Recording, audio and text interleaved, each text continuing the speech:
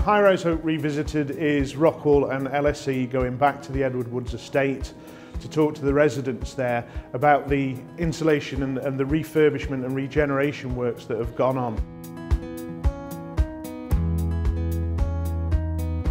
ROCKWOOL and the LSE are to be congratulated for assembling what is, I think, an outstanding data set.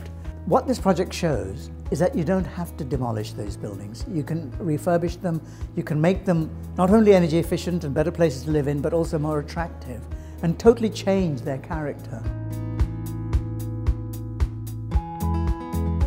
With High Rise, you can gain economies of scale that can't be achieved and are much harder to produce for single family homes. There are around 3,500 high rise in the UK, so they represent a good opportunity to tackle issues such as fuel poverty en masse. It's cheaper, it's more cost effective to do it this way, it's less disruptive despite them having 3 years of works. You're not moving them out, you're not moving them to other places. I looked at the figures for every single estate that I could find out in the whole country that was in the worst possible condition, and I could not find a single example where the cost of rescuing the estate, no matter how bad, was higher than the cost of demolishing and rebuilding. Interestingly, after it was finished, the vast majority of them said it was a good experience, that they'd been kept well informed. Basically, very few reported it as a bad experience. Overall, bills fell by 4% in spite of the energy price rises. Average drop in energy consumption across the estate was 12%. Hammersmith and Fulham are actually happy with the majority of the outcomes. You know, we've improved the places where people live. It delivered the reductions in energy and obviously hence CO2 reductions as well. It's really about dotting all the I's, crossing the T's before you actually put pen to paper in terms of delivering the project moving forward and making sure you have the right people, the right type of contract, the right expertise and the right support and the right communication chain as well, because the issue was not only internally but externally we just weren't communicating where some of the issues were, and I think it would have made it go a lot smoother if that had been the case.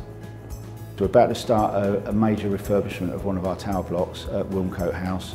And it's a major refurbishment for us to improve the fabric of the building to NFIT standards, and we're looking for that to have a real positive impact on the energy efficiency of the building. What are the cost implications for us versus either demolition and also going that bit further in terms of the standards that we're trying to achieve against the building regs? In essence, we're trying to future-proof the building.